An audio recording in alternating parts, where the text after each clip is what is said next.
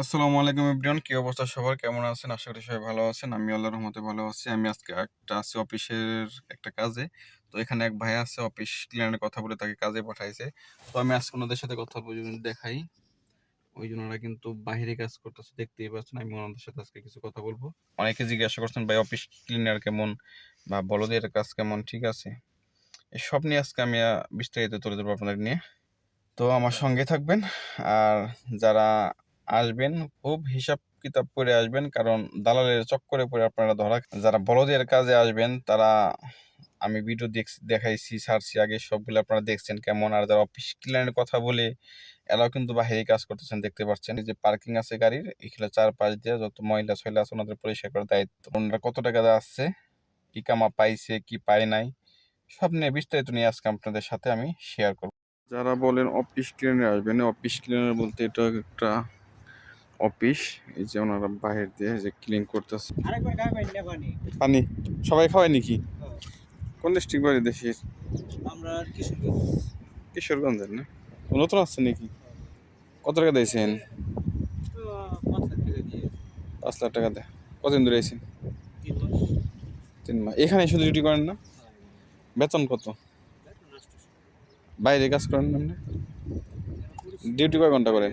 Duty মনে করেন যে 8 ঘন্টা করেন, যে এখন হইতেছে ডিউটি 12 ঘন্টা। 8 ঘন্টা বললে এনে 12 ঘন্টা করা, বেতন 800 রিয়ালি দেয়। আইছেন 5 লাখ পাইছি না, এখন কই 5 লাখ টাকা দিয়েছেন না? খাওয়া দাওয়া আপনার? খাওয়া তো নিজে। বাসা কই? রুম কোনে? বাসা আল নাদওয়া। নাদোয়া তো আমি নাদোয়া থেকে এসেছি। নাদিম নাদোয়া, নাদোয়া বাসা না? অন্তে বাইরে তো কাজ করা যায়, অনেক বাইরে আছে।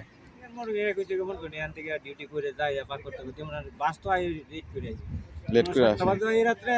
হ্যাঁ, এখন 6টা বাজে আই, 5টা বাজে আই, 4টা বাজে। ভিতরে হাদিয়াটা দিয়ে পাওয়া যায় না মধ্যে মধ্যে টুকটাক? তাহলে 5 লাখ টাকা দেয় সে, এখন তো খায় খরচা কত টাকা দেয়? দালাল তো মনে করেন যে বলছে যে মনে করেন যে বেশি ইনকাম করুন যাইবো, মানে 60-70 হাজার টাকা পাঠান যাবেন ম্যাক্সিমাম বলে দিছে। কিন্তু এখন তো মনে না এসে যে পরিস্থিতি এই যে 8 ঘন্টার মধ্যে 12 ঘন্টা ডিউটি করে আমরা ওভার টাইম পাইলাম। ওভারটাইম পাওয়া যায় না। পাইছি 12 ঘন্টা ডিউটি হলে ওভারটাইম করবেন কখন আপনি? সময় তো থাকে না। রুমে যাইবেন, খাওয়া দাওয়া করবেন, পাক করতে করতে সময়। দুদিন নতুন, আপনার নতুন না? এখন তো সব দিন নতুন মানুষই বেশি, পুরান লোক কি সব চলে গেছে নাকি? পুরো যাইব নাকি আগামা ধরে ধরে ভাঙ্গা ফালায় দেওয়া দেশে পাঠায়। ধরে ধরে ভেঙে দেশে দেয়, হয় এরও সমস্যা। এখন মনে পুরান নতুন আকামা থাকলেও পাঠাই দেয়, না থাকলেও পাঠাই দেয়। এটা একটা কথা হলো নাকি? নাই না, কাম আপনার তো পরিবেশ সুন্দর আছে, তাই না?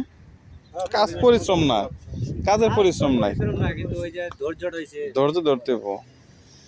দালালে বলতেছে 60-70 টাকা না? ই কামা করে দিছে না? না আগামা আকামা করে দেন নাই? দিব না?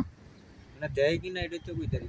এত টাকা দেয় শুধু আকামা না করে দিতে সমস্যা। মনে করেন দালালতে কইছে যে অরিজিনাল কোম্পানি, আসলে তো মূলত সাপ্লাই সাপ্লাই, হ্যাঁ।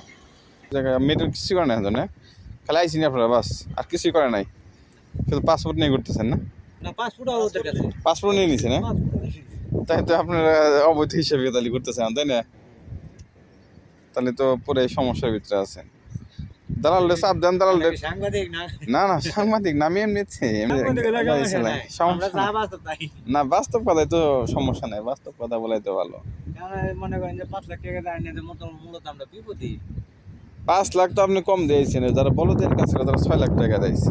এরা তো বেশি ইনকাম আছে।